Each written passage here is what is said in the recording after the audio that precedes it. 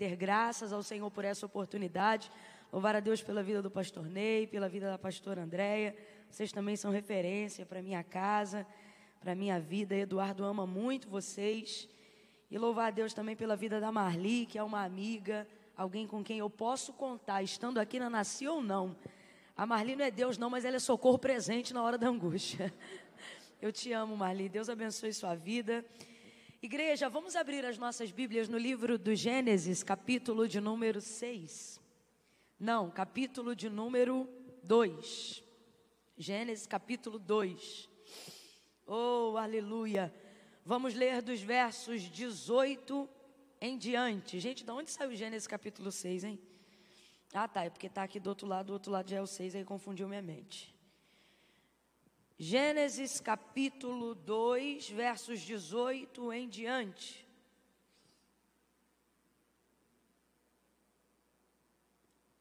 Quem achou, diga amém. Quem não achou, diga misericórdia. Amém. Diz assim o texto.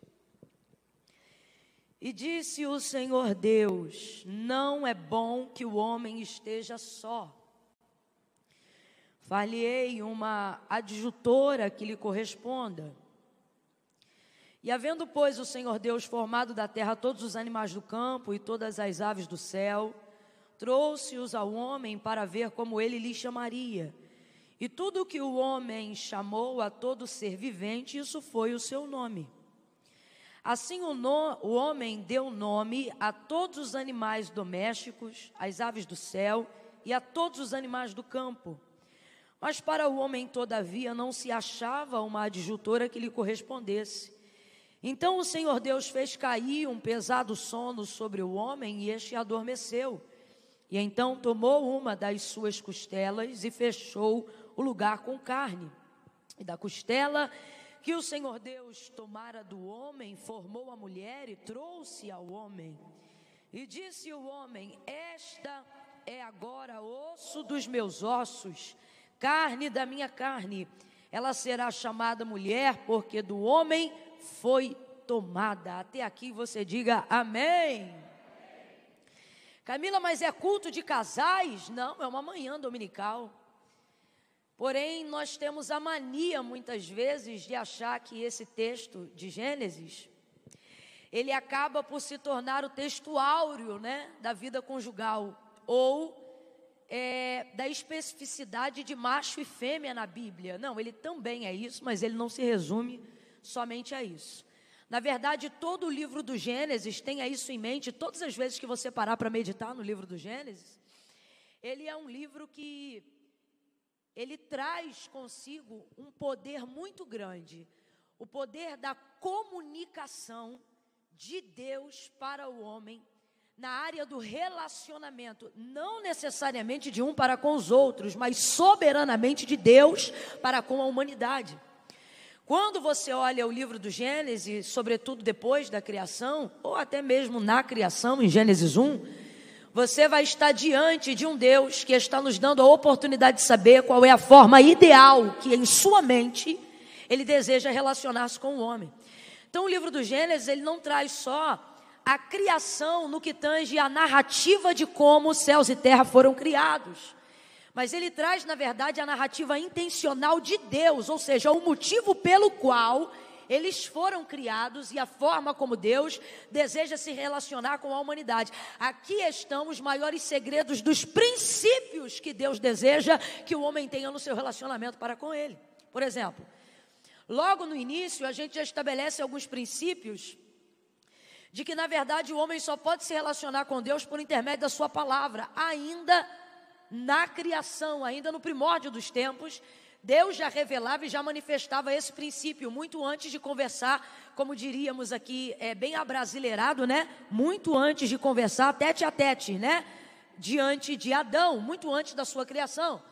Por exemplo, Gênesis capítulo de número 1. No princípio, Deus criou o céu e a terra. E como é que era?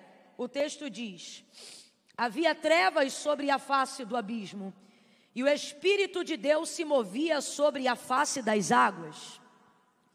E disse Deus: haja luz, e houve luz. Acabamos de trazer a narrativa dos primeiros versículos do capítulo 1 de Gênesis. Aqui já tem alguns princípios. Por exemplo, o Espírito de Deus se movia sobre a face das águas. Então, Deus se movia, era o Espírito de Deus.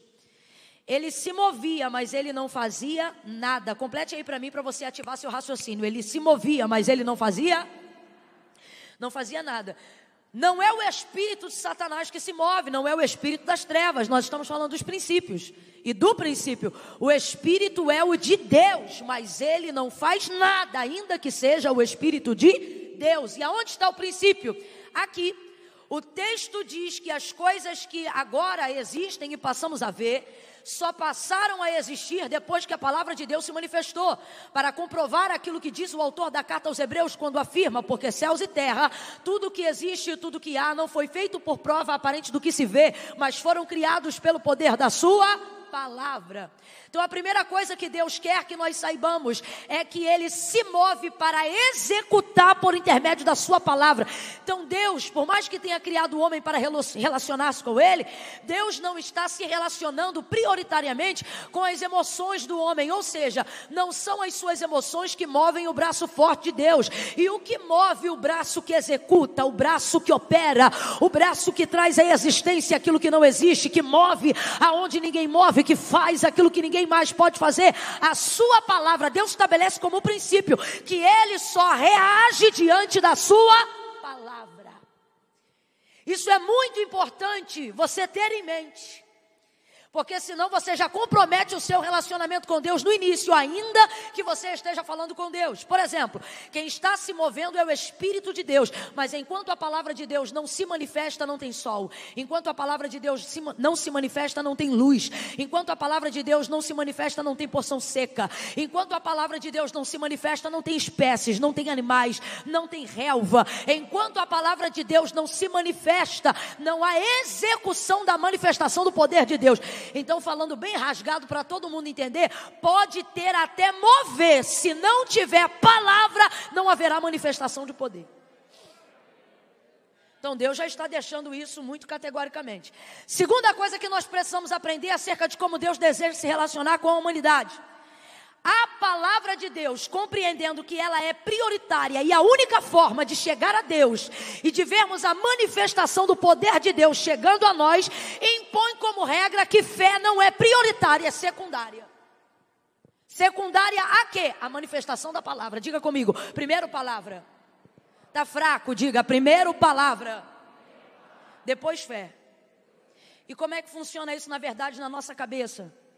Eu acho que por acabar a ser ou a ter uma fé estimulada muito mais pelos nossos cultos devocionais do que ao invés de pela vida devocional na palavra, acabamos por praticar um raciocínio que na teoria até parece que está certo, mas na prática não funciona. E eu vou te falar por que não funciona. Não funciona porque não é um princípio e Deus só corresponde aos princípios que Ele estabeleceu. E o que não funciona, Camila? Vou lhe dizer. Na teoria você sabe que a fé vem pelo ouvir e o ouvir da palavra de Deus. Mas na prática você coloca a fé acima da palavra. Na prática você diz, eu preciso ter fé, porque se eu não tiver fé eu não vou ver milagres. Porque se eu não tiver fé, não vai haver manifestação do poder de Deus. Você coloca a fé em primazia sobre a palavra. E a fé até tem primazia na nossa vida, mas jamais sobre a palavra. Por exemplo, muitas pessoas têm que lidar quase que diariamente com a frustração. Não por não crer em Deus e na manifestação do seu poder. Não por não crer em que Deus faz, mas porque elas não acreditam que tem fé o suficiente para Deus fazer. Então, normalmente a gente leva para a vida o seguinte contexto, a seguinte forma de pensar. Isso e aquilo que eu queria que acontecesse, não aconteceu, mas se eu sou crente, sei que Deus tem poder. Então por que não aconteceu? Porque o problema é que eu não tenho fé o suficiente. É assim que a gente começa a viver. E Camila, está errado? Tá, e eu vou te mostrar onde está o mecanismo do erro, pela palavra de Deus. Eu não, o Espírito Santo. É porque você, na prática, sabe que a palavra de Deus tem a primazia de tudo. E por que a primazia de tudo? Porque Deus é o verbo. Cristo é o verbo encarnado. Filipe diz: mostra-nos o Pai. Quando Jesus disse, eu vou para o Pai, ele diz, ora Filipe, tu ainda não vê o Pai? Quem vê a mim, vê o Pai. E o que João mostra na manifestação do Filho, capítulo 1 do seu livro? No princípio era o verbo, aqui está manifestado em Gênesis 1, e em Cristo nós vemos essa manifestação em carne. Então quem é Jesus? Jesus é a manifestação da palavra de Deus em carne entre nós, é a forma como Deus se relaciona conosco, por isso Ele está em primazia a tudo, inclusive a fé. Então no mecanismo de raciocínio, a gente pensa assim, tal coisa e outra não acontece porque eu não tenho fé, porque se eu sou crente e creio no poder de Deus, sei que Deus pode, sei que Deus tem, sei que Deus faz, sei que Deus é. Ora, se sei que Deus pode, sei que Deus tem, sei que Deus faz e sei que Deus é, por que não está sendo na minha vida? Por que não está fazendo na minha vida? Por que não está acontecendo na minha vida? E então, uma vez que como crente você não culpa a Deus, culpa então a si mesmo, dizendo, o problema está na minha incredulidade, o problema está é que eu não tenho fé o suficiente, porque a Bíblia diz, se credes verás a glória de Deus, porque a Bíblia diz, sem fé é impossível agradar a Deus. Mas na verdade você tem até fé, o problema é que você utiliza ela de forma completamente equivocada, dando a ela um status que só a palavra pode ocupar, e isso acaba criando em você a seguinte forma de se relacionar com Deus: no lugar que deveria ter primazia a palavra, está a primazia da expectativa da fé, e por isso ela não é o suficiente. Ela é uma fé motivacional,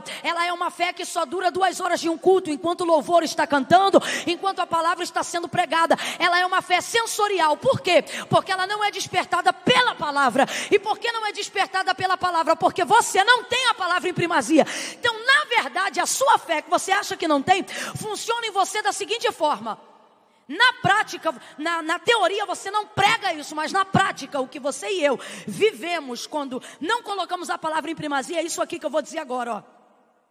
Você faz o seguinte, ó, já que eu creio que Deus pode e não fez, se não fez, a culpa não é de Deus, é porque eu não tive fé. Então, a sua mente funciona assim. Ou talvez você não perceba, mas o resultado do que você está comunicando para Deus é isso aqui, ó. Deus então depende da minha fé para ter poder de fazer aquilo que eu preciso. Só que nessa manhã você tem que de uma vez por todas colocar na tua cabeça que Deus não depende da tua fé para nada.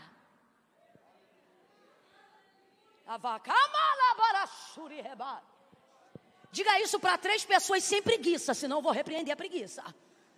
Diga isso para umas 3 pessoas e diga: Deus não depende, diga, da sua fé para nada. Deus não precisa da sua fé para nada. Deus não é refém da sua fé. Volta para Gênesis 1 e então você vai entender. No princípio a terra era sem forma e vazia, o Espírito de Deus se movia sobre a face das águas. Eu volto a dizer, quem está se movendo é o Espírito de Deus. Ele está se movendo, mas ele não faz nada. Por quê? Porque Deus só reage diante da sua palavra. Quer que suas orações sejam respondidas? Orem de acordo com a palavra. Fé verdadeira e genuína não sente, fé sabe. Ore a palavra e Deus vai te responder. Peça pela palavra e Deus vai te responder. Você diz assim: eu sinto que eu ainda não tenho fé o suficiente. Se você sente que não tem fé o suficiente, não é falta de culto, não é falta de Deus, não é falta de amor. O que está acontecendo é que você tem escassez de palavra. Porque a fé vem pelo ouvir e o ouvir dá. Então, se você tem incredulidade, não é frieza espiritual, não é falta de emoção, não é psicopatia na mente. O problema é que você acha que fé é sentimento. E fé não tem a ver com o que eu sinto, fé tem a ver com o que eu sei. Então veja bem, no princípio Deus criou o céu e a terra era sem forma e vazia, e o Espírito de Deus se movia sobre a face das águas. Agora vamos lá, execução de poder. Olha Gênesis 1, gente, vocês vão entender o que o Espírito de Deus quer virar na nossa vida a partir de hoje. Olha o que ele diz. E disse Deus, agora sim verbo, agora sim palavra. E disse Deus, haja luz. E você conhece o texto, o que aconteceu? E houve luz. Agora responda para mim com inteligência, preste muita atenção. Quem foi que disse quando Deus disse haja luz para haver luz? Quem foi que disse amém? Quem foi que disse eu creio? Quantos dos anjos se levantaram e disseram: está ligada essa palavra, Jeová? Falando aqui, gente, para todo mundo entender. Analise. Não jogue emoção na Bíblia. Analise do jeito que está escrito. Diga o que está escrito e não o que você sente. Há manifestação de fé em Gênesis 1 para haver criação de mundo? Vamos lá, sem medo. Há manifestação de fé em Gênesis 1 para haver criação de mundo? O que há é manifestação de poder por intermédio da... Deus não precisa da minha fé para nada. Agora, essa não é uma manhã dominical onde você se reuniu aqui para ouvir um pregador dizendo que você não precisa ter fé. Não, eu só estou te dizendo para botar a fé no lugar certo. Por quê? Porque no teu mecanismo, dada essa forma que a gente vai levando a nossa vida, sem perceber o que você comunica diariamente através da sua incredulidade, é isso aqui. Deus depende da minha fé para ter poder de fazer. E isso está errado. Deus não depende da minha fé para nada. Quando eu creio, Deus pode. Se eu não creio, Ele continua podendo. Mas por que eu manifesto fé? Porque Deus não depende da minha fé para fazer nada. Eu dependo da minha fé para receber aquilo que Ele já fez. Preste muita atenção. A fé não é o lugar do depósito. Camilo, o que é a fé? Considere a fé o cartão do saque. Entenda, palavra é o lugar do depósito. Escondi a tua palavra no meu coração. Palavra é o lugar do acervo. Mentalize, medite. Estude ela até gravar, decore versículos chaves, manifeste a palavra, evoque a palavra, viva a palavra, pregue a palavra, cante a palavra. Uma igreja girada e que vive em torno da palavra é uma igreja forte, é uma igreja contundente, é uma igreja que avança, é uma igreja que prospera, é uma igreja que combate, é uma igreja que ataca, é uma igreja poderosa, é uma igreja escudada, é uma igreja respaldada. Agora transfira isso tudo para a vida de um crente que tem vida na palavra, é um crente respaldado, é um crente escudado, é um crente poderoso, é um crente que defende, é um crente que ataca, é um crente que ministra, é um crente forte. A palavra deve ter a primazia da nossa vida, porque quem é Deus? O Verbo, aquele que só pode compartilhar e manifestar sobre nós o poder dele, desde que nós tenhamos conhecimento de que poder é esse. Aonde está esse poder? Este poder está na sua palavra. Lâmpada para os meus pés, disse Davi, e luz para o meu caminho é a tua palavra. Como purificará o jovem o seu caminho? Observando conforme a sua palavra. Lucas capítulo 5, Pedro disse: havendo trabalhado toda a noite, nada apanhamos, mas sobre a tua palavra nós lançaremos a rede. E lançaram e pegaram tantos peixes que o barco quase ia pique. Por que quase? Porque a palavra te leva ao limite, mas não te deixa naufragar. Quando você ora a palavra, canta a palavra, se direciona pela palavra, você vai viver riscos na sua carnalidade, mas vai viver sucessos da sua fé, pelo poder da palavra. Então veja bem, Gênesis 1 não há manifestação de fé, o que há é manifestação de palavra, e ela foi suficiente, sim ou não? Aí lá no verso 31 do capítulo 1 vai dizer assim, Deus diz assim, que depois de criar todas as coisas, ele disse assim: eu tenho vos dado tudo.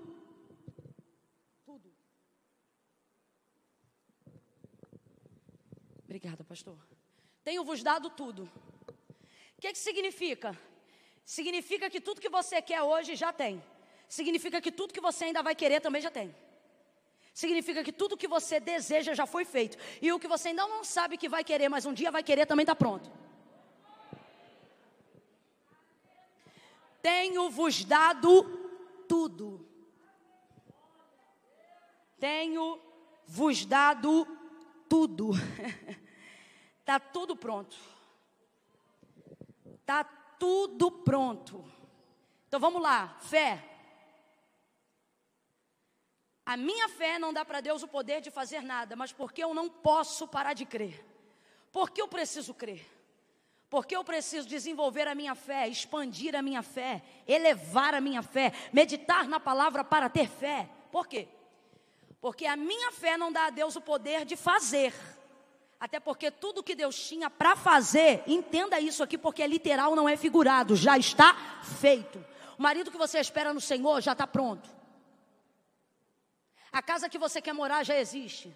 O carro que você deseja já foi fabricado.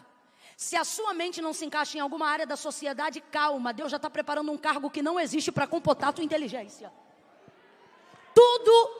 Tudo já está pronto, tudo já está feito. Tudo, absolutamente tudo. Tanto é que depois de Gênesis 1, você não vê criação de existência por intermédio do nada. O que você vê é Deus criando em cima de coisas que já existiam, fazendo uso de matéria-prima já existente, desde o Antigo Testamento por intermédio dos profetas, ou no Novo Testamento por intermédio do próprio Jesus Cristo. Porque quando ele disse, está tudo feito, ficou mesmo. Ficou mesmo. Tenho-vos dado tudo o que vocês precisam, tudo o que vocês desejam. E se você souber expressar gratidão para Deus, você vai ver que na verdade está melhor do que merecia. Tenho-vos dado tudo. Então, a minha fé não dá para Deus o poder de fazer nada, mas eu preciso continuar crendo porque ela me dá o poder de receber. O que Deus vai fazer? Não, gente. O que Deus já fez. Mas o que saca isso? A minha fé. Por isso eu creio. Porque, se eu creio, Deus pode. Quando eu não creio, Ele continua podendo. Só que Ele só revela, ou isto só se manifesta na vida de quem tem fé. Então, por isso eu creio. Mas eu preciso colocar a minha fé no lugar certo. Qual? De acordo com a palavra, ela é secundária. Porque a palavra de Deus na minha vida é quem tem a primazia. Ela é a prioridade. Senão, o que vai acontecer? Senão você será governado por aquilo que você sente. E quando você é governado pelo que você sente, você não manifesta a palavra, você só manifesta o que você sente. Nós vamos ver aproximadamente 5 vezes em Gênesis 1, ao final de cada etapa da criação, Deus dizendo, aferimento do próprio Deus. Fez uma parte da criação e viu Deus que isso era bom. Fez uma outra parte e viu Deus que isso era bom. Outra parte e viu Deus que isso era bom. Por 4 ou 5 vezes, você vai ver Deus dizendo, e viu Deus que isso era bom. Em parte de cada final da etapa da criação. Primeiro, terceiro dia, 4º dia em diante. Quando chega o 31, aí você vai ver um hiperlativo. Aí o texto não diz, e viu Deus que tudo quanto fizera era bom. Não, enquanto fazia parte era bom, mas quando fez tudo, hiperlativo. E viu Deus que tudo quanto fizera era muito bom. Terceiro princípio, quem está aqui ainda, diga amém.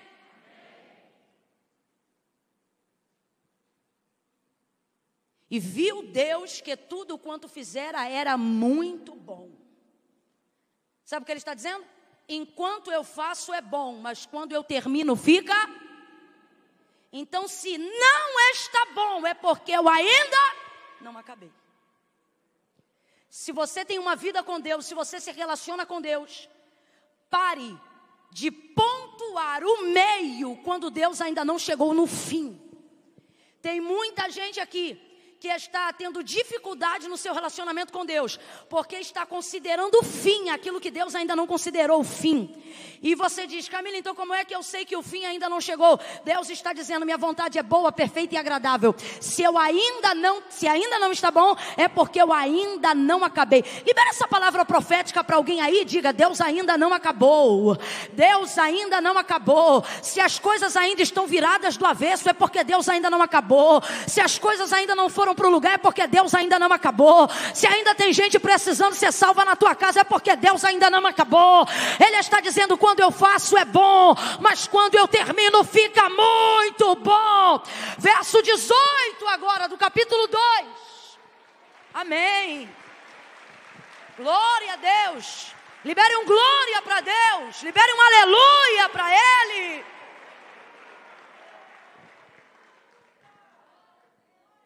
Aí no verso 18 do capítulo 2, onde nós iniciamos a narrativa dessa manhã, o texto vai dizer o seguinte: e disse o Senhor Deus, quem está falando é Deus. E disse o Senhor Deus, não é bom. Mas peraí, tudo que Deus faz é bom, não é bom? Salmo 136, Davi só vai falar disso. porque o Senhor é bom e a sua benignidade dura para sempre. Aquele que criou os céus e a terra, porque é bom e a sua benignidade dura para sempre. Aquele que redimiu o seu povo, porque é bom e a sua benignidade é para sempre. Aquele que libertou de Faraó, porque é bom e a sua benignidade é para sempre. Aquele que fez o seu povo passar com os pés enxutos no meio do mar vermelho, entre dois paredões de água, porque é bom e a sua benignidade é para sempre. Deus é bom, Deus é bom, Deus é bom, Deus é bom. Se Deus é bom, tudo que Deus faz é. Então como é que agora o próprio Deus que fez o homem está dizendo: não é bom que o homem esteja só? Não é bom. E disse Deus, presta atenção, quem está falando é Deus. Vamos lá, meu povo, quem está falando é Deus. Isso aqui é maravilhoso. Isso aqui é maravilhoso. Foi Ele que fez. E é bom tudo que Ele faz. Só que na condição que o homem está agora, que é qual? Só. Ele diz: não é bom que o homem esteja só. Mas quem fez o homem sozinho? Hã? Quando fez o homem não podia, se quisesse, fazer a mulher junto? Sim ou não? E se já sabia que não era bom ele ficar sozinho, por que fez ele só se tudo que o Senhor faz é bom? Então aqui a gente vê a aplicação do quarto princípio.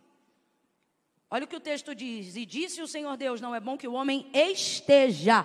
Foi o que a gente acabou de aplicar agora. Se não está bom, é porque Deus ainda não acabou. Então olha o que o texto diz: disse Deus, não é bom que o homem esteja. Advérbio de tempo, está. Ou seja, caráter temporário. O que Deus está dizendo? Ele não está sentenciando Adão à solidão, porque ele diz: não é bom que o homem esteja. Ele não diz: não é bom que o homem seja. Se ele diz: não é bom que o homem seja, ele estaria definindo que terminou.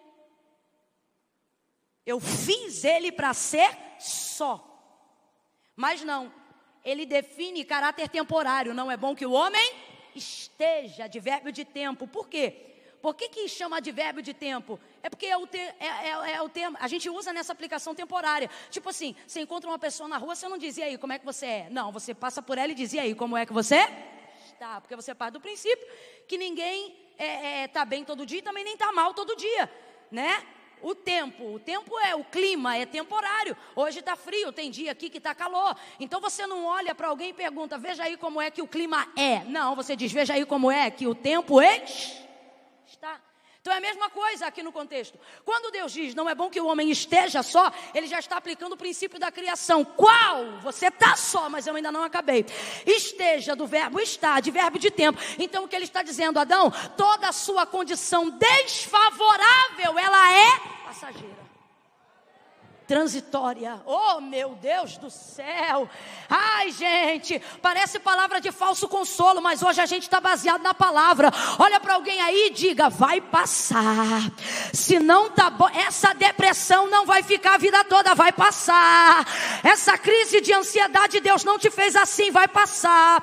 Tudo que não pertence à característica intrínseca do ser que Deus criou está, mas não tem garantia de que vai ficar. Vai passar. Oh glória, eu estou sentindo Deus aqui. Aleluia. Camila, está muito difícil, Camila. Alivia o compressor para mim, por favor.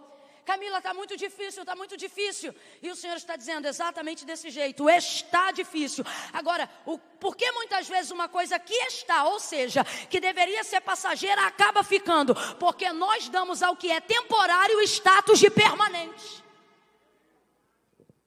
Mateus capítulo 15, 21, nem crente essa mulher era, a cananeia, mas ela consegue entender que aquilo que está não significa que é, e aquilo que é não significa que está. Ó, filho de Davi, quem lembra dela? Tem misericórdia de mim, clamava ela por Jesus nas cercanias de Tiro e Sidom. Filho de Davi, tem misericórdia de mim, que minha filha, quem lembra, gente? Está miseravelmente endemoniada. Peraí, olha a separação que essa mulher faz. O que ela é, minha filha? Sua, ela é minha filha. E como ela, são coisas diferentes. Eu não vim buscar pelo demônio, eu vim buscar pela minha filha, porque como ela está, não muda quem ela está. Filho de Davi, tem misericórdia de mim.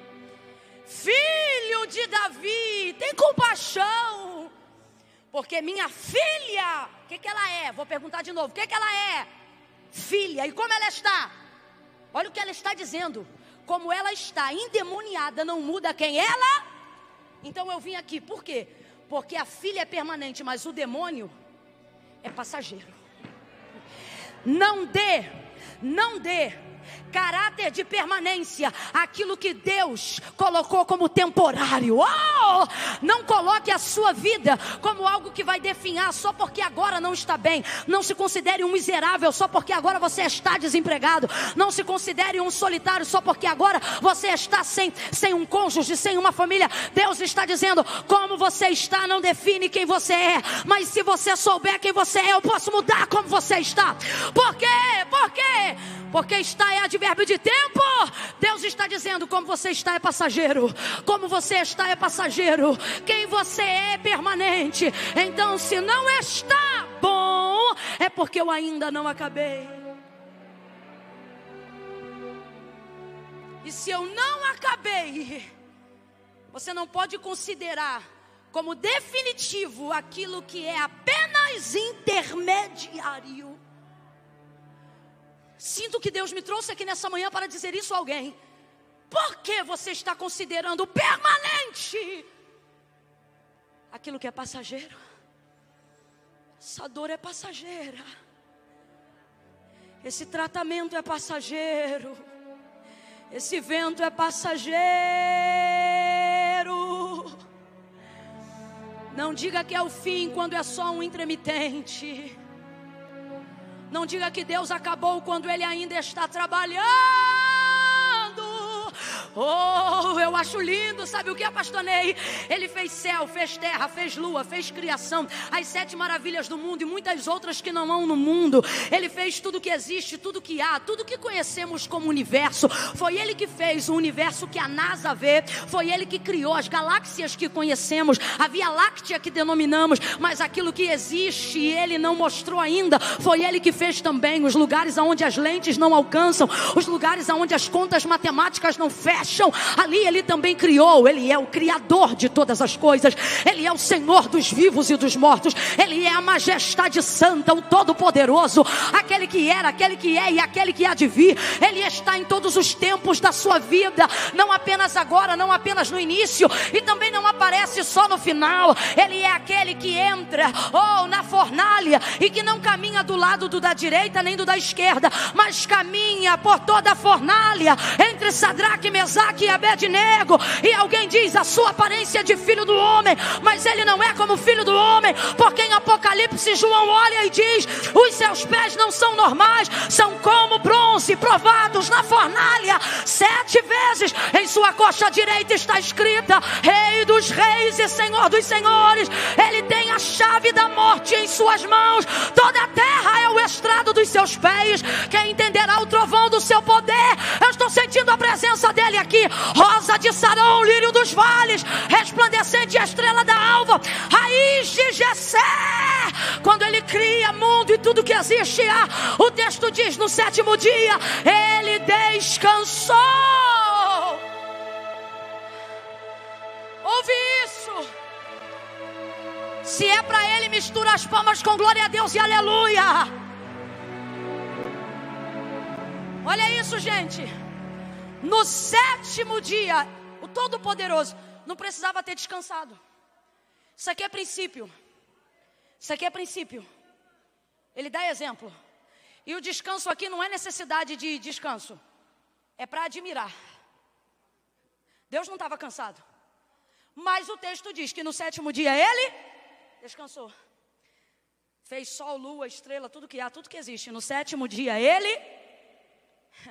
Só que depois que criou o homem, aí Isaías vai dizer assim, porque desde a antiguidade, por que não diz desde sempre? Porque não foi desde sempre, Deus mudou a rotina dele no dia que te criou. Já viu quando você pergunta para alguém que é mãe de primeira viagem? Ou até de segunda, fala assim, o que filho muda na sua vida? Aí a pessoa diz assim, tudo. Quem é pai e mãe aqui, diga, isso é verdade sim ou não? Sim ou não? Quem é pai e mãe aqui sabe, a pessoa tenta até incentivar o outro. Foi por isso que muitas vezes eu me senti desincentivada, porque eu gosto da minha vida. E aí as pessoas dizem assim, Camila, você precisa ter filho. Eu falei, é mesmo? Por quê? Porque muda tudo. Muda tudo. Aí você vê que isso, na verdade, é hereditário. Porque, fez tudo, descansou. A vida de Deus era diferente antes da gente. Isaías, aí não diz porque desde sempre, ele é eterno, mas não pratica essa rotina desde sempre. Mas ele diz desde quando pratica, porque desde a antiguidade. Porque o mundo é eterno, não, mas é muito antigo. Desde a antiguidade, quem está me ouvindo, diga amém. Com o ouvido não se ouviu, nem com o olho se viu, um Deus que, para aqueles que nele, olha o que ele está dizendo. Rapaz, eu fiz sol, eu fiz lua, eu criei oceano, baleia, animais selváticos, domésticos, estações, cega, verão, estrela, tudo que existe que há. E no 7º dia eu descansei, mas depois que eu te criei, nunca mais. Você está rindo, mas é sério. Nunca, nunca mais. Olha para quem está do teu lado e diga, você é importante. Diga, Deus mudou a rotina dele desde o dia que te criou. Porque desde a antiguidade com o ouvido não se ouviu e nem com o olho se viu um Deus que trabalha. Para quê, Camila? Para ostentar poder? Não, ele diz, trabalha para aqueles que nele esperam. Deus não trabalha por aqueles que precisam. Deus trabalha por aqueles que esperam nele, que são dependentes dele, que aguardam dele, que oram a ele, que louvam a ele, que buscam a ele, que dependem dele. Ele diz, eu trabalho. Jesus, ele diz, eu vou para o meu pai. Aí Pedro, André e Filipe disseram, não vai não, fica aqui com a gente. Ele diz, não, eu vou para ajudar o meu pai, porque meu pai trabalha até agora, e eu também trabalho. Para quê? Para preparar lugar para vocês.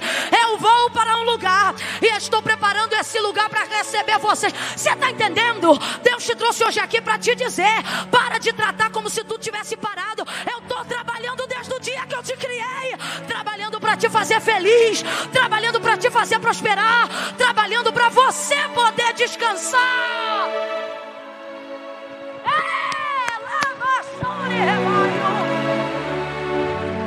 Até quando você vai viver como se não tivesse um pai? Até quando você vai viver como se não tivesse um criador? Até quando você vai viver como se estivesse solto nesse mundo, meu irmão? Abre a tua mente. Você não está solto no mundo não, camarada. Você tem um Deus que trabalha. Cambada de deuses acomodados, muitos outros. Quando eles querem algo, eles pedem. Nosso Deus, quando quer, Ele dá. Quer de nós redenção? Pediu o filho de alguém? Deu dele. Que Deus é esse? Se eu fosse você, já tinha batido no peito e tinha falado, é o meu. Esse é o meu Deus. Foi por Ele que eu acordei nessa manhã. Foi por causa dele que eu vim nesse culto. Alguém disse, não vai não, dorme mais um pouquinho. Que dormir mais um pouquinho? Meu pai está trabalhando até agora. Eu vou lá louvar o nome dele enquanto ele trabalha. Então preste atenção.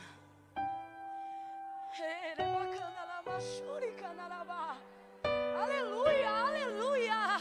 Oh, aleluia. Aleluia, aleluia. Oh, glória. E disse o Senhor Deus, não é bom que o homem esteja só. Então olha o que ele está dizendo. Segura só um pouquinho, daqui a pouco a gente volta de novo. Eu estou gostando desse jeito que você está fazendo, paulatino. Tipo, eu fico doido, aí você vem comigo. Eu me acalmo e tu te acalma. Ó. E disse o Senhor Deus, não é bom que o homem esteja só. Está, advérbio de tempo, olha o que ele está dizendo. O homem está numa condição desfavorável? Está, mas ele está determinando que isso é passar. Pare de dar caráter permanente àquilo que Deus já estabeleceu como temporário. Passageiro. Ok? Segunda coisa dentro do mesmo contexto. O texto não está Deus não está dizendo que o que ele fez é bom. Ao contrário de tudo que a gente viu até agora, é o próprio Deus que está dizendo que o que ele acabou de fazer não está numa condição boa. E isso é esquisito à beça. Porque a gente estabelece a máxima o tempo todo de que tudo que Deus faz é. Aí de repente vem e disse o Senhor Deus, não é bom que o homem esteja só. Deus está se responsabilizando pelo momento desfavorável do homem. Porque vamos lá, ó. Quem criou o homem não foi Deus? Assim como quando criou o homem não poderia ter criado logo uma companhia, uma vez que sua onisciência determina que ele já sabe como o homem vai ficar, sim ou não? Sim ou não? Mas não o fez. E por não fazer, sabe que o homem está numa condição desfavorável, ruim, desagradável. Só que ao invés de deixar rolar, ele assume o caso. O que ele está dizendo é, fiz, não está bom, porque eu ainda não acabei, mas isso não muda o fato de como está. Como? Não está bom. O que ele está fazendo? Ele está assumindo a responsabilidade do homem enquanto a sua condição está desfavorável. É muito bom ter uma vida santa, porque quando as coisas dão errado, você sabe que Deus vai assumir. O homem aqui não pecou, o pecado entrou no mundo. Então por que ele está sendo provado? Por que está sendo difícil para ele? Por que ele vai ter que passar por um momento de solidão? Aparentemente isso nem revela propósito, é o início de tudo. A situação dele é desfavorável e é fato. E não tem pecado a ver com isso, ou seja, não é consequência de um erro. É o que então? Imposição temporária de Deus. Ou seja, o homem foi colocado numa posição desfavorável sem ter pecado, sem ter errado, sem ter nada a ver com isso. Então, na verdade, que lugar é esse por estar desfavorável? Ora, se o pecado ainda não entrou no mundo, você está preparado? Tem maturidade para ouvir que lugar é esse? Esse lugar aqui, esse sim é de verdade o centro da vontade de Deus. É quando não há nada em mim que me tire do lugar aonde eu estou, porque foi o próprio Deus que me colocou ali. Mas a pergunta é, por que ficar numa condição desfavorável? E é agora que nós vamos quebrar uma místicazinha gospel, fraca e sem argumento. Que é aquela ideia de querer traduzir que se a coisa não está boa, é porque você está fazendo alguma coisa de errado. Que se tua vida não vai para frente, é porque tu deve ter algum pecado oculto. Que se você não prospera o suficiente, é porque você não está sabendo revogar o triunfo e as coisas que... blá, blá, blá, blá, blá, blá.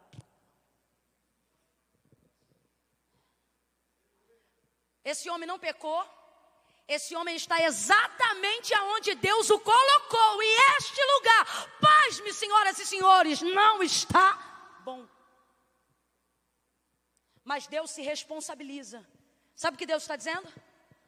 Quando você fizer tudo o que eu mando você fazer, quando você viver baseado na minha palavra, você vai entender que às vezes estar no centro da minha vontade não é um lugar confortável. Eu vou falar bem rasgado, todo mundo vai entender aqui. Irmãos, tem gente que só não está numa posição desconfortável porque também não está no centro da vontade de Deus. Isso aqui não é regra, é só para a gente aprender que cada tempo é um tempo. Tem gente que não está vivendo desconforto. Por quê? Porque também não está no centro da vontade de Deus. Porque às vezes fazer o que é certo me coloca numa posição desconfortável. Tem gente que trabalha em áreas onde o crente não se corrompe. Então ele ainda não trocou de carro, ele ainda não tem uma casa de praia. Por quê? Porque ele não aceita suborno. Porque se ele aceitasse, ele já tinha melhorado a vida financeira dele. Então às vezes o desconforto é produzido justamente por andar na retidão. Justamente por estar... Desculpa, mas eu vou falar bem rasgado. Tem gente que está sendo promovido não porque é capaz, mas porque está sentando no colinho da pessoa certa. Aí você vê às vezes algumas pessoas com a vida toda errada em ascensão, e você diz, não é possível, cara, o outro todo lanhado, todo arrebentado, todo corrupto, todo imundo, e está vivendo uma situação confortável. Aí o crente ofertante, dizimista, o marido de uma mulher só, a esposa de um homem só, está vivendo um desconforto terrível, está tendo que dar chambinho para as visitas.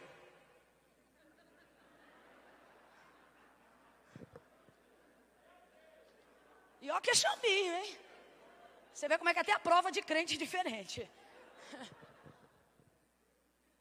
Porque às vezes, o centro da vontade de Deus não é confortável. Mas por que mesmo assim o crente se mantém? Porque é seguro. Oh, aleluia! E por que é seguro? Por que é seguro? Porque se eu estou no centro da vontade de onde Deus quer que eu esteja, mesmo não estando confortável, Deus assume toda a responsabilidade do que acontecer naquele lugar. Tudo que acontecer naquele lugar é responsabilidade de Deus. Por isso Deus está dizendo para alguém: pode não estar confortável, mas fica no centro da minha vontade. Por quê? Porque o que pegar para você, pegou para mim. O que der para você, vai dar para mim. Ele está dizendo: olha, eu vou assumir a responsabilidade desse tempo desfavorável. Tem uma missionária lá no Rio de Janeiro que dirigiu um trabalho muito forte. E ela era cantora também. Antes de entregar a vida a Cristo, ela cantava na noite. E toda a renda familiar vinha desses shows que ela fazia à noite. Bares, boates. Só que o coração dela queimava, de vez em quando ela visitava a igreja. Num desses dias o coração queimou, ela entendeu que precisava fazer uma confissão e se aliançar com Deus. Fez uma confissão pública de fé, veio para Jesus, chegou em casa e o marido dela temia que ela fizesse isso. Porque ele sabia, no dia que você fizer isso, você vai parar de fazer o show na rua. E isso vai atrapalhar a gente em casa. Então você tem que escolher uma coisa ou outra. Nesse dia ela não aguentou, chegou em casa então e disse: olha, entreguei a vida para Cristo. Não canto mais na rua, não canto mais na noite, não canto mais essas músicas que eu canto. A minha vida e a minha boca agora é para louvor e glória de Jesus Cristo. O homem ficou revoltado, irado, porque ele disse que ela não podia ter feito aquilo. Aí ele disse para ela, desse jeito que eu estou te falando: a partir de hoje, então quem vai te sustentar é esse Jesus. Tem gente que acha que está rogando praga. Quem vai te sustentar é esse Jesus. Olha aqui, fulana. A partir de hoje, ela contava isso para a gente. A partir de hoje, desse jeito, eu não calço os teus sapatos, eu não pago a tua escova e eu não ponho combustível no teu carro. Guarda isso. Eu não calço os teus sapatos, ou seja, não compro tuas sandálias. Eu não pago tua escova, porque ela gostava de ir para o salão. E eu não ponho mais gasolina no teu carro. Está todo mundo no culto de libertação, daqueles antigos, que perguntava quem teve revelação do lado direito e depois do lado esquerdo. Você é dessa época? Era assim, ó, o dirigente pegava e dizia: do meu lado direito, alguém recebeu revelação da parte de Deus? Aí alguém levantava a mão e dizia: pela misericórdia do Senhor, eu vi isso, isso e isso. Aí entregava do lado de cá, a igreja glorificava. E do meu lado esquerdo, alguém teve? Aí a pessoa levantava a mão e dizia: pela misericórdia do Senhor, para confirmar o que o irmão do lado direito disse. E aí entregava a parte dele. Estamos num culto assim. Daqui a pouco, meu irmão, vem um desses profetas. Deus me mostrou, e já foi vindo na direção dela. Para te mostrar que Ele é Deus. Te trouxe nesse culto hoje para você saber que a partir de hoje é Ele que calça teus sapatos. É Ele que faz a tua escova. E é Ele que bota a gasolina no teu carro. Oh, meu Deus do céu! Gente, você está entendendo o que Deus está dizendo? Você está entendendo? Eu não me lembro se foi Lutero ou Agostinho, mas um dos dois ele disse: o céu está preparado para compensar qualquer prejuízo que a terra te der, mas a terra não está preparada para compensar o prejuízo de perder o céu. O que é que Deus está dizendo? Fica no centro da minha vontade. Nem sempre vai ser confortável, mas sempre vai ter garantia, sempre vai ser seguro. Aquele que habita no esconderijo do Altíssimo, a sombra do Onipotente descansará. Direi do Senhor: Ele é o meu Deus, o meu refúgio, a minha fortaleza, e nele eu confiarei. Oh, aleluia!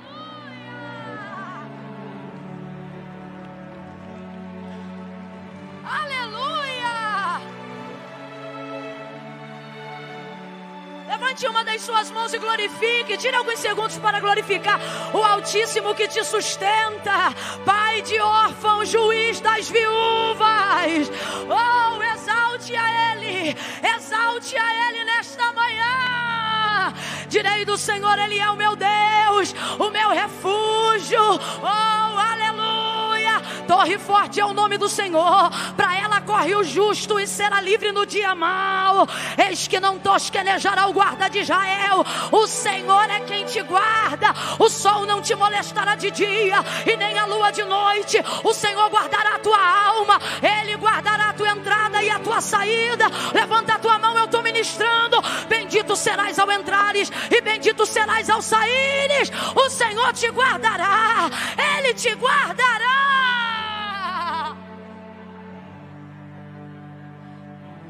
Levante as suas mãos, adore um pouco a Ele, adore um pouco a Ele. Oh, Altíssimo. Aleluia.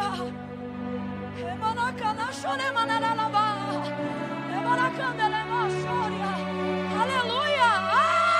Aleluia. Aleluia.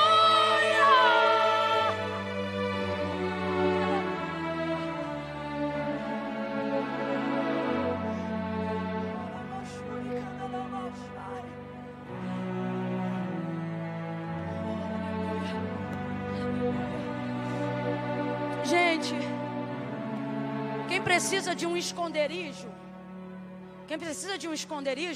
não está numa posição confortável.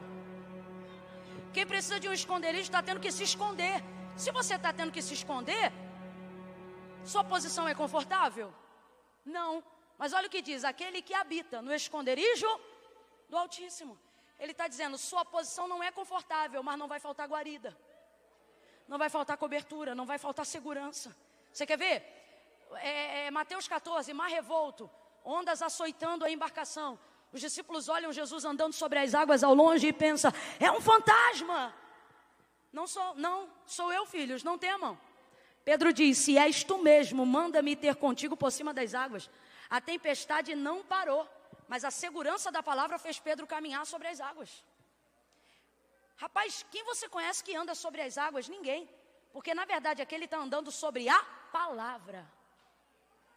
Então a palavra te dá essa base, te dá a segurança que você precisa. Olha o que ele está fazendo através da vida do homem. Sua situação está boa? Não. Mas quem te colocou nessa situação? Eu. Então eu vou me responsabilizar. Aí como ele faz nesse período? Enquanto a condição dele é desfavorável, Deus vai honrá-lo assim mesmo. Como? Vai ocupar o tempo dele. Porque se Deus não ocupar o seu tempo com aquilo que você pode fazer, você vai ocupar todo o tempo desfavorável querendo correr atrás daquilo que só Deus pode fazer. E aí você vai ficar doente. Quem me ouviu, diga amém.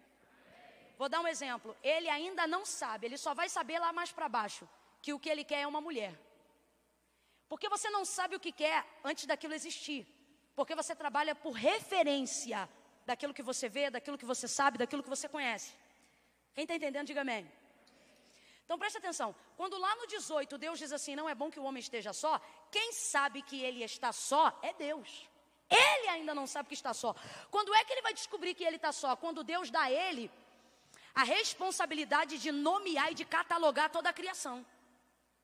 Aí ele começa a ver que o leão tem a leoa, que o elefante tem elefoa. É elefoa ou elefanta? Elefanta. Alguém sabe? Os dois? Eu senti firmeza em você. Você tem cara de que sabe o que está falando. Ele falou que é os dois. Ele foi vendo os seus pares.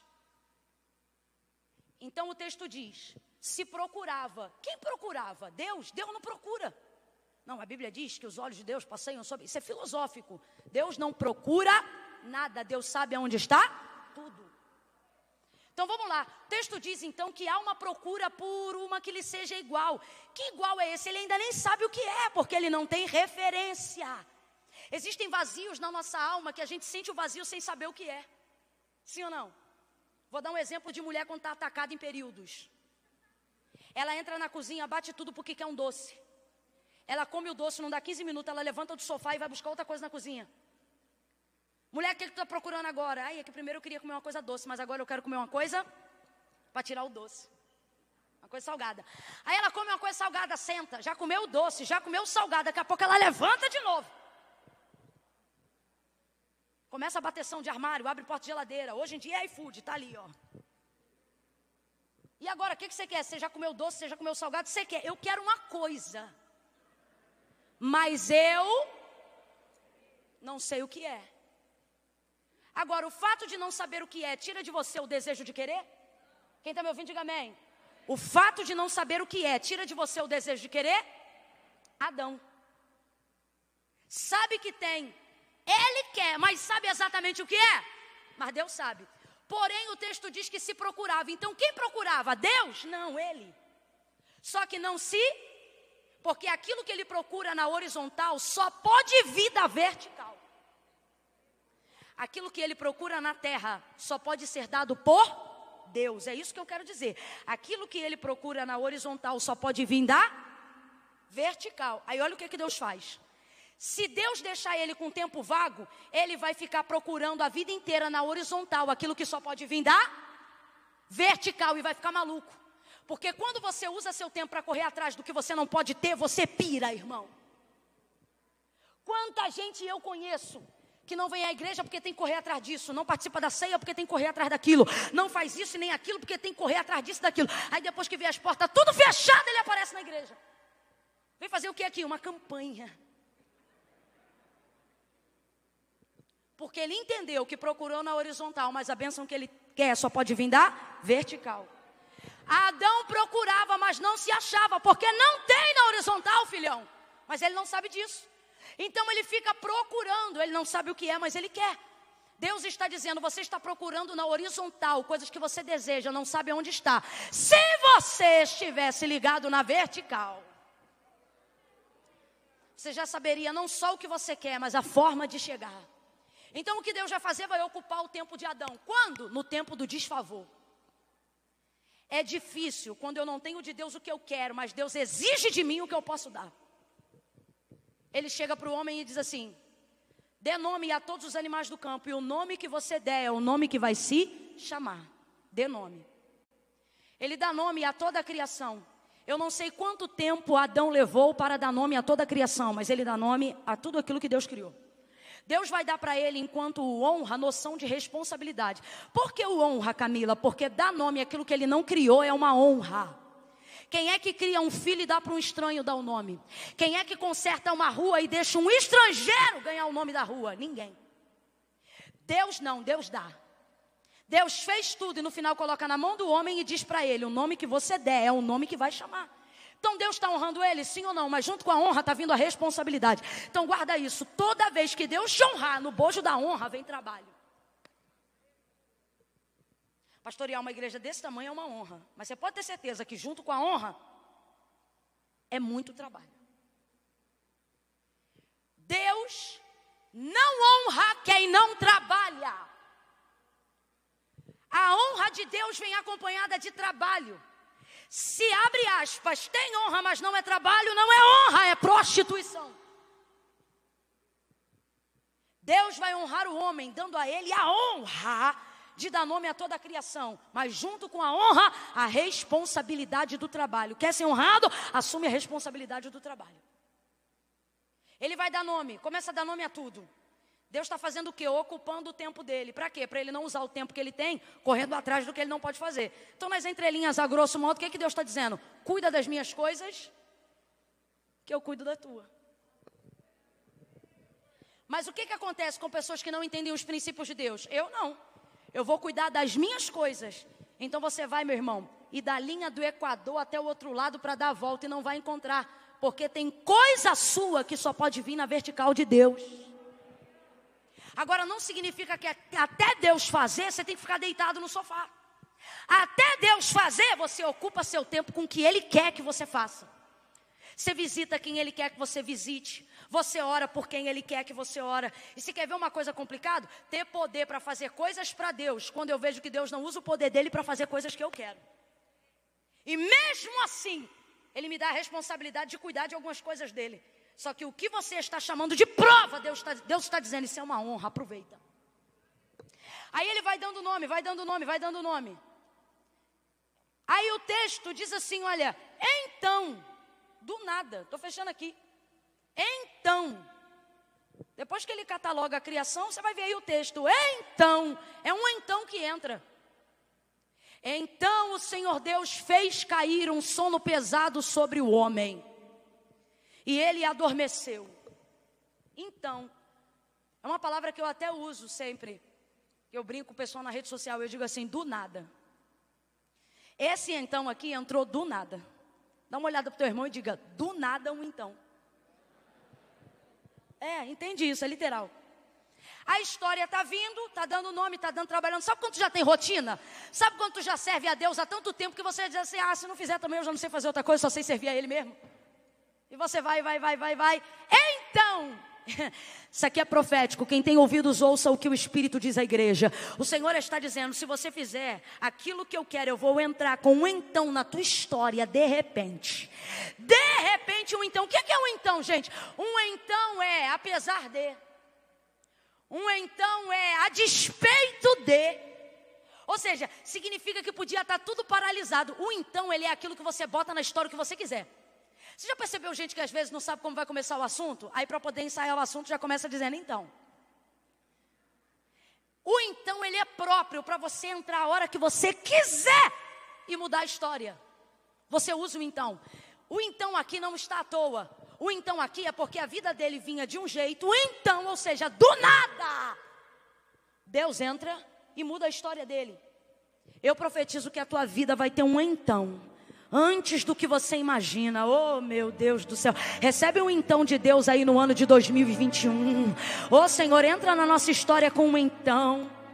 É algo tão forte que Deus está fazendo na vida de Adão, olha isso. Então o Senhor Deus fez um sono pesado cair sobre o homem e este adormeceu. Tem gente aqui que Deus vai virar a história tão do avesso. Deus vai fazer algo tão extraordinário, tão sobrenatural, que vai ter gente que vai te olhar de longe e vai dizer: mas vem cá, esse marido não era aquele atribulado? Mas não era aquele, aí você vai dizer, mas não era aquele que pegava, enquanto você estava na igreja no domingo, ele já estava na segunda caixa de cerveja? E como é que agora ele está desse jeito aí, com Bíblia debaixo do braço, o rosto limpo, dando glória a Deus e aleluia? Você vai ser obrigado a começar a história dizendo então. Porque é tão avesso, é tão absurdo, que não dá para explicar do início. Você vai ter que começar a explicar a partir da hora que Deus entrou e começou a transformar. Vai ter gente que vai olhar para o teu filho e vai dizer: mas não era esse que estava desviado, da pá virado. E você vai ter que dizer: então, está com tempo? Porque olha, o que aconteceu foi isso. Recebe um então de Deus para mudar a tua história. O Senhor Deus faz um sono pesado cair sobre ele nesse então. Então o Senhor Deus fez. Por que o Senhor Deus fez? Porque tem coisas que só o Senhor Deus faz. Aí olha o texto: e tomou. Pediu? Não pediu. Porque tem coisa que se Deus pedir a gente não dá, mesmo que aquilo tenha a ver com a nossa transformação. Então o que Deus fez? Botou em sono profundo. Que é isso? Anestesiou. Anestesiou completamente. Isso pode ser definido de diversas formas, mas eu não vou entrar em atrito aqui não. Anestesiou, vamos colocar dessa forma. E o homem dormiu, estado de sono profundo. Profundo. E tomou, vou perguntar de novo, pediu? Tomou. Por isso que você tem que adorar o Deus soberano. Porque se ele dependesse da sua autorização para fazer tudo, quem se arrebentava era você. Tomou. Tem coisa que Deus vai tomar. E não chore por aquilo que Deus tomar, se alegre. Porque se foi Deus que tomou, guarde isso, aquilo que Ele tirou não se compara ao que Ele vai te entregar. Colocou em estado de sono profundo, o que é isso? Deus está dizendo para mim e para você: quer que eu faça algo extraordinário? Teu Adão tem que dormir. Como é que o autor da carta aos Hebreus trata do nosso Adão? O homem da natureza caída. Você quer ver Deus agir, você quer ver Deus trabalhar, mas fica com esse pavio curto a vida toda. Teu Adão só vive acordado. Aconteceu uma bobeirinha, você: o quê? Ele falou isso? Ele vai ver que eu sou homem, sou crente, mas não sou bobo não. E já vai lá arrumar uma confusão. Ficou sabendo lá da parente que falou outra coisa. O que ela falou? Repete. O que ela fala? Vigia. Olha para alguém e num brado. O que é num brado? Dá-lhe um susto, diga: bota teu Adão para dormir. Meu irmão, bota teu Adão para dormir. Essa natureza caída que tudo se revela. Imagina, para aqui imagina Adão acordado, pastor Ney. Deus chegando na viração do dia. Fala, meu filho, e aí pai, tudo numa boa? Na bênção. Seguinte, filho. Seguinte, Adão. Vou abrir aqui, tá vendo aqui, daqui, aqui? Vou abrir aqui. Vou serrar aqui e vou pegar esse pedaço de costela aqui. Imagina Adão dizendo: não vai não. O senhor não vai fazer isso comigo não. Numa ótica natural, um ser humano permitiria isso? Claro que não. Então é por isso que o estado de sono tem que ser profundo. Tem áreas da tua vida tão profundas que Deus quer agir, que se teu Adão tiver acordado, você atrapalha a tua própria obra. Estado de sono profundo, arrancou um pedaço da costela. E o lugar ficou vazio? Não, encheu com carne. O que isso fala? Isso fala que tem coisas da nossa vida que Deus tira que são insubstituíveis. Irmão, tem coisa que para ganhar com Deus você vai perder para sempre. Nem tudo é restituição. A gente diz assim, por exemplo, e o Senhor, né, está na Bíblia, restituiu a Jó em dobro tudo que antes ele possuía, coisas. Você quer ver uma coisa que não foi restituída? Filhos. Ninguém restitui filho. Não, Camila, mas ele teve outros filhos. O princípio da restituição é trazer de volta ao dono aquilo que ele perdeu. Então o que Deus faz com Jó? Gado, ovelha, isso é restituído. Filho é compensado.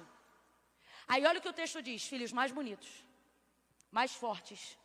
O que Deus está dizendo? Isso aqui é uma coisa que você pode levar para a vida. Se Deus tomou de você algo que nunca Ele vai te devolver, não fique triste, porque tudo que Deus não te restitui, Ele compensa. E o que é compensar? É trazer algo de valor superior àquilo que foi perdido, para você não sentir falta diariamente daquilo que não voltou. Volta lá para Gênesis. Tirou osso, botou osso no lugar? Não, porque tem coisas que para ganhar com Deus você tem que aprender a perder definitivamente. Gente, olha para a própria vida aqui, cada um, ó. O que muda quem fica na presença de Deus de quem não fica não é o que Deus dá, é o que a gente aguenta perder. Vou falar de novo. Olha para a vida de gente que entrou para a igreja com você e não conseguiu ficar. Olha para a gente que um dia você conheceu, que foi crente e não é mais. Olha para a vida de gente que te apresentou Jesus e hoje está longe de Jesus. O que difere quem fica na presença de Deus de quem não fica não é o que Deus dá, é o que a gente aguenta perder. Quem está entendendo? Então preste atenção. Tirou, não preencheu com osso, porque nem tudo Deus restitui. Mas compensou com carne. Sabe o que ele está dizendo? Não vou deixar buraco. Você não vai viver perturbado com aquilo que eu tomei ou com aquilo que você perdeu. Preencheu o lugar.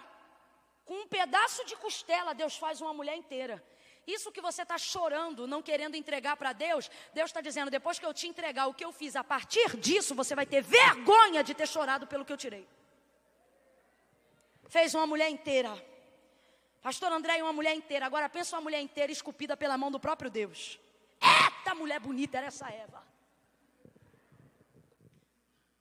Perfeita. E sobretudo, o desejo de Adão. Ou seja, ela era a imagem e semelhança daquilo que vinha para corresponder a ele. Então ela era perfeita em todos os aspectos, principalmente os emocionais, para ele.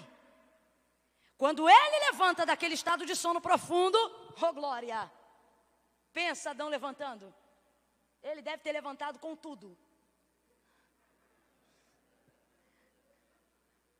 Ele levanta e diz, finalmente, agora sim. Agora não é passageiro, agora é finalmente. Significa que o Deus que trabalhou durante agora chegou no final. Finalmente, olha isso. Quando não está bom, é Deus que diz que não está bom. Mas quando fica bom, Deus não fala. Deus está dizendo, quando não está bom, eu assumo. Mas quando fica bom, quem conta testemunha é você.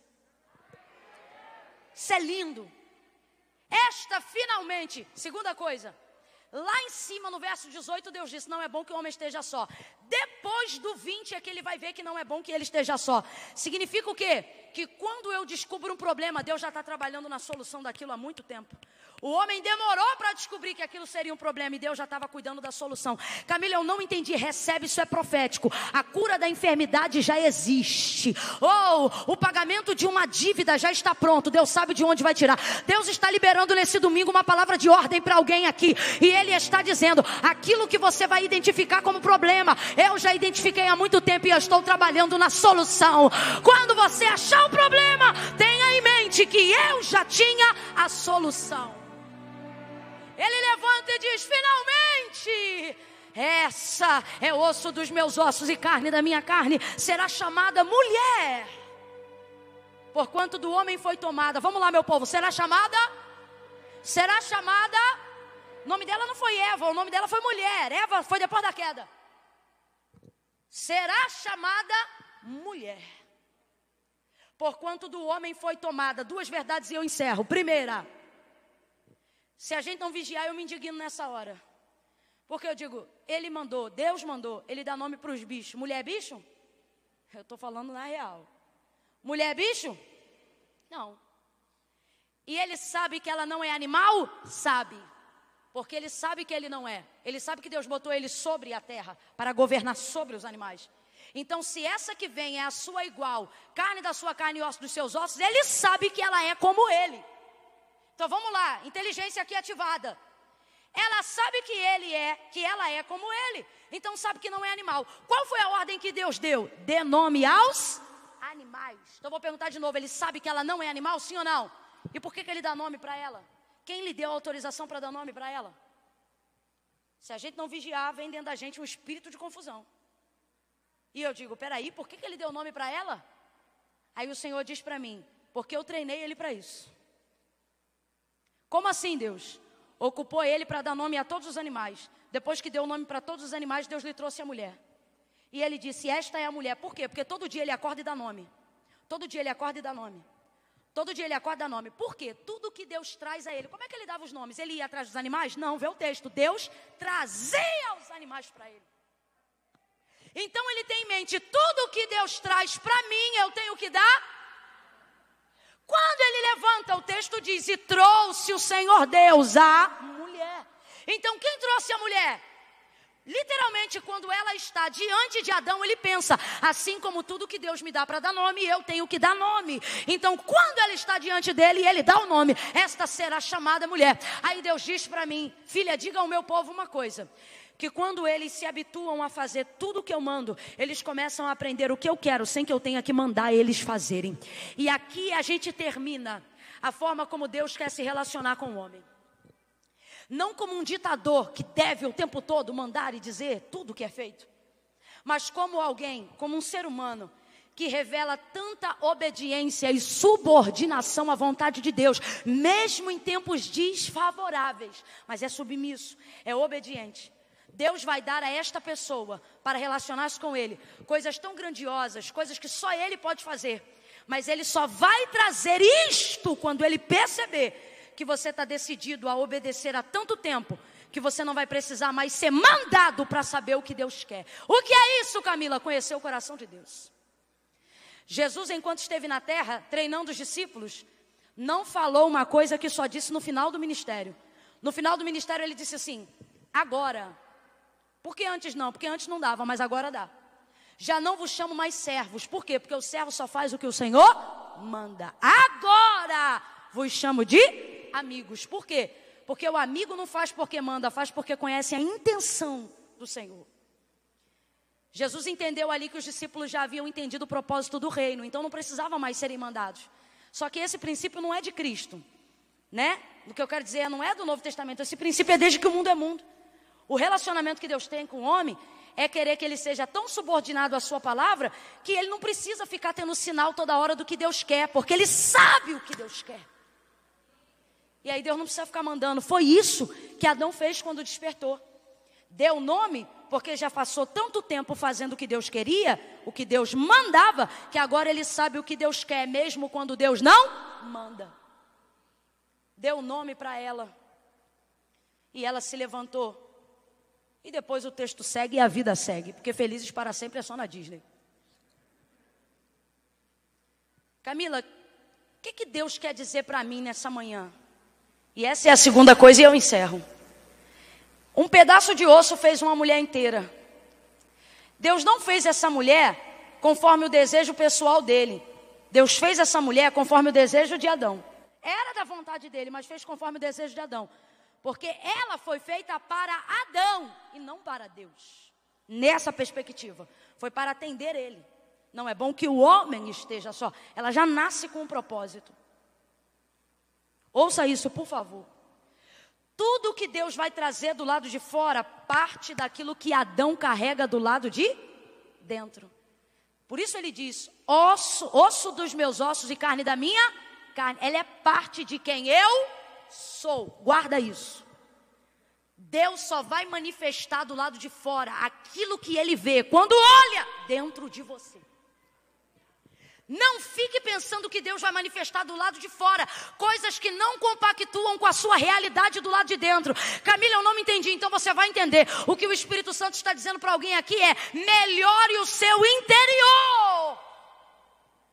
Porque eu só manifesto vida concreta do lado de fora, partindo do esboço que eu vejo quando olho para o seu lado de dentro.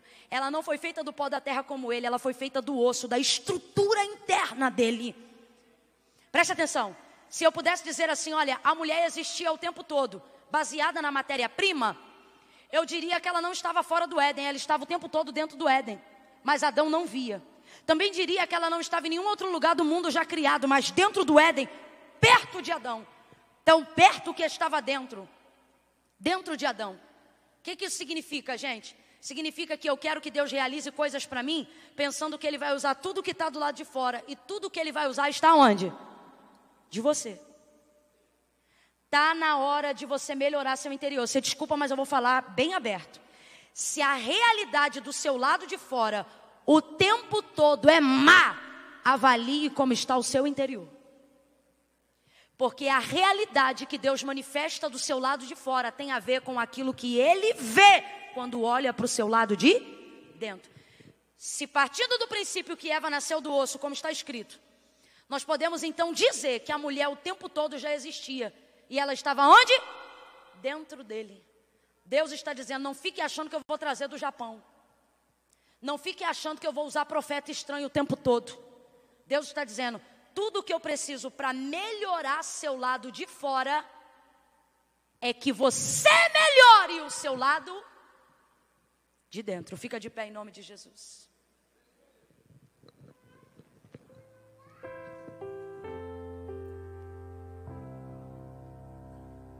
Se espreguiça aí, faz uma laboral que você tomou um chá de cadeira. Mas foi um chá forte, vai, se espreguiça. Foi um chá bom, esse chá não é para dormir não. Esse chá só quem dorme é o Adão. O crente em Jesus Cristo desperta com esse chá de palavra. Vamos lá, diga comigo, a fé. Diga de novo, a fé não sente. Diga, a fé sabe. Você não manifesta o que você sente o tempo todo. Se você manifestar só o que você sente, você vai cair no abismo. Porque tem dia que a gente está mal. Então está na hora de você manifestar o que a Bíblia diz. Está na hora de você manifestar o que a palavra de Deus diz. Jó, enquanto falava do que sentia, perecia. Mas então ele lembra daquilo que ele sabia. E ele diz, eu sei que o meu Redentor vive. E as coisas começam a melhorar para ele a partir do capítulo 38. Comece a evocar o que você sabe. Segunda coisa, sobre a fé, ela é real, eu preciso ter, ela é verdadeira, mas ela não tem a primazia da minha vida. De quem é a primazia da minha vida? Quem lembra? Isso, de quem é a primazia da minha vida? Palavra, porque a fé que eu preciso vai vir pela palavra. Palavra não é o lugar do depósito, fé não é o lugar do depósito, fé é o lugar do saque. Palavra é o lugar do depósito. Sempre que você guardar a palavra, a fé vai te dar poder para sacar. Amém? Se não está bom, é porque Deus ainda não acabou. Não vamos dar aquilo que é transitório, temporário, poder permanente. Deus trouxe gente hoje aqui para dizer, tá difícil, mas vai passar.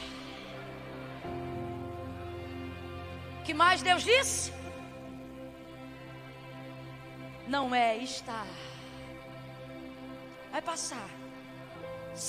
Outra coisa que Deus falou que você não pode esquecer. Nem sempre o centro da vontade de Deus é um lugar confortável. Às vezes é desconfortável, mas é o lugar mais seguro. É ali que eu tenho garantia. Então fique aí, mesmo que não esteja tão bom. Fique no lugar que Deus te colocou. Enquanto eu não tenho poder para conseguir na horizontal aquilo que eu quero, eu vou fazer na horizontal o que Deus quer. Porque aquilo que eu preciso vai vir da vertical. Nada que Deus tirar de mim é maior do que o que Ele tem para me oferecer. Então se eu perder coisas nessa caminhada que Deus não vai me restituir, não tem problema, porque tudo que Deus não me restitui, Ele compensa. Amém? Deixa para aplaudir no final. Segura. Trava na beleza.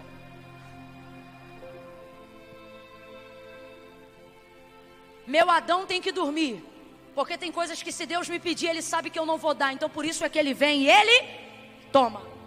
E glória a Deus. Alguém pode dar glória a Deus por algo que Deus tomou?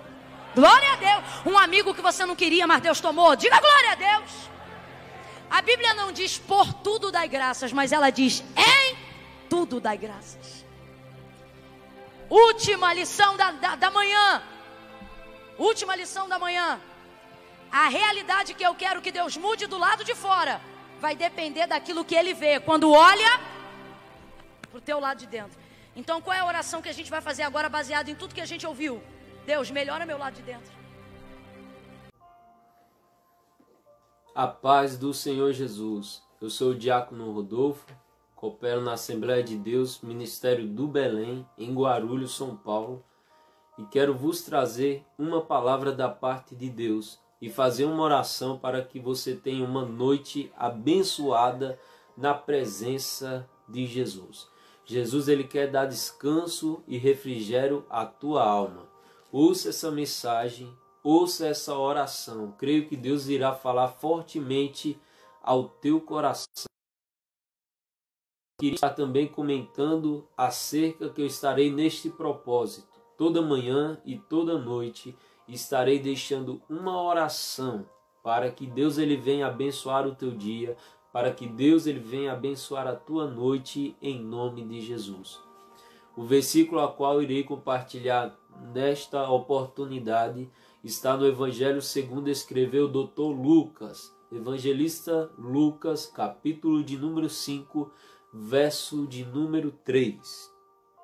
E entrando num dos barcos, que era o de Simão, pediu-lhe que o afastasse um pouco da terra, e assentando-se ensinava do barco a multidão. A Bíblia está nos mostrando acerca da pesca maravilhosa. Deus me dirigiu esta mensagem e Deus está falando ao meu coração fortemente que tem alguém que já está lavando a rede, tem alguém que já está guardando a rede. Jesus, Ele chamou os seus discípulos. Jesus, Ele chamou os seus seguidores. Jesus, Ele constituiu servos e servas para estar pregando a palavra de Deus, para estar divulgando o Evangelho de Jesus, para estar falando as boas novas, apregoando. Jesus, Ele disse em Marcos, capítulo de número 16, versículo de número 15, que os discípulos deveriam ir por todo o mundo e pregar o Evangelho a toda criatura. Todas as nações, todos os povos, todas as línguas têm de conhecer o Evangelho de Cristo através da minha e da tua vida, ouvindo, pregando a palavra e compartilhando. Às vezes nós não temos o dom de pregar, não temos o dom de ensinar, mas nós podemos compartilhar. Nós podemos estar orando, podemos estar intercedendo para que vidas sejam alcançadas pelo Evangelho de Jesus. Os discípulos estavam lavando a rede, prestes a guardar as redes. E Jesus estava pregando no mar. Jesus, Ele precisava de um púlpito. Jesus, Ele usa o barco de João como púlpito para pregar a palavra. E após isso, Jesus, Ele vai dizer aos seus discípulos: pegaram algum peixe hoje? Hoje tiveram uma pesca abençoada? Pedro, ele disse: nós não pegamos nada hoje. Estamos lavando a rede para guardar, mas a rede não teve nem utilidade. Jesus, ele vai dizer aos seus discípulos: tornem a voltar ao mar, lancem a rede, porque a pesca vai ser maravilhosa. Quando os discípulos ouvem aquela palavra, Pedro vai dizer para Jesus: Senhor, segundo a tua palavra eu farei o que está mandando, mas o mar hoje não está para peixe. O mar hoje não está para colher, não está para nos abençoar.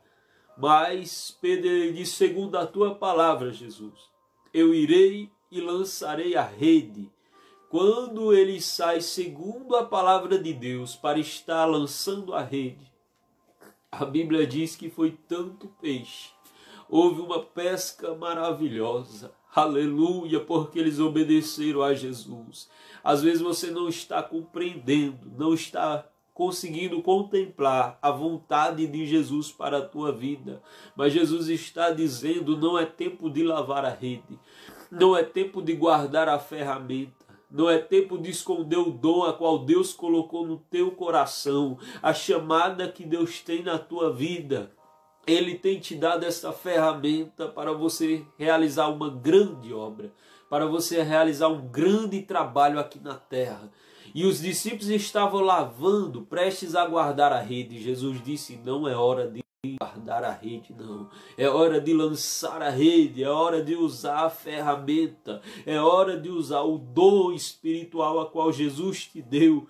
É hora de usar o dom ministerial ao qual Jesus ele colocou nas tuas mãos, confiou. Ele confiou porque ele sabe que você vai conseguir. Ele sabe que ele te capacitou para isto, que você está preparado para realizar esta grande obra. E creia que quando usar a ferramenta, creia que quando você lançar a rede, milagre vai acontecer, uma grande pesca, uma grande ceifa. Jesus está dizendo, lança a rede e veja o milagre acontecer. Coisas maravilhosas irão acontecer a partir do momento que você obedecer a voz de Jesus, ouvir a voz de Jesus e lançar a rede, fazer o id, fazer cumprir o chamado que Deus tem para a tua vida. Eu vou estar orando e Deus irá te fortalecer. Deus te dará força neste momento para você fazer tudo conforme a vontade de Jesus na tua vida. Deus, meu Pai, maravilhoso, eterno, terrível, tremendo na terra. Meu Deus, eu te apresento esse irmão, te apresento essa irmã que ouviu essa mensagem. Ó Senhor, nos dá uma noite abençoada na tua presença.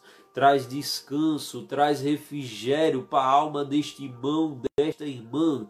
Que as tuas bênçãos, que a tua graça, que a tua bondade, que a tua misericórdia superabunde na vida de cada um deles. Senhor, que o Senhor venha dar graça para que ele venha usar a ferramenta, para que ele venha usar o dom, para que ele venha cumprir todo o propósito a qual o Senhor tem designado para a vida deste servo e dessa serva. Em nome de Jesus eu creio na restauração, eu creio no milagre, eu creio que o Senhor irá usar com poder, com ousadia e com autoridade. Abençoa a noite deste irmão, abençoa a noite dessa irmã, é o que eu te peço. E agradeço no nome bendito, no nome poderoso, no nome eterno do nosso Senhor e Salvador Jesus Cristo. Deus te abençoe em nome de Jesus. Se inscreva no meu canal do YouTube, DC Rodolfo Simões. Compartilhe os vídeos. Deixe seu like, deixe seu comentário. Eu estarei orando pessoalmente pela tua vida de uma forma individual. Através do seu comentário eu consigo ver o seu nome. Estarei intercedendo, fazendo uma intercessão individual pela tua vida, para Deus abençoar aquela área da tua vida a qual você precisa de um milagre, de uma intervenção divina urgente. Deus te abençoe. Muito obrigado por estar conosco. Compartilhe, ouça as mensagens a qual tem no nosso canal. Eu te peço e te agradeço pela participação em nome de Jesus. Amém.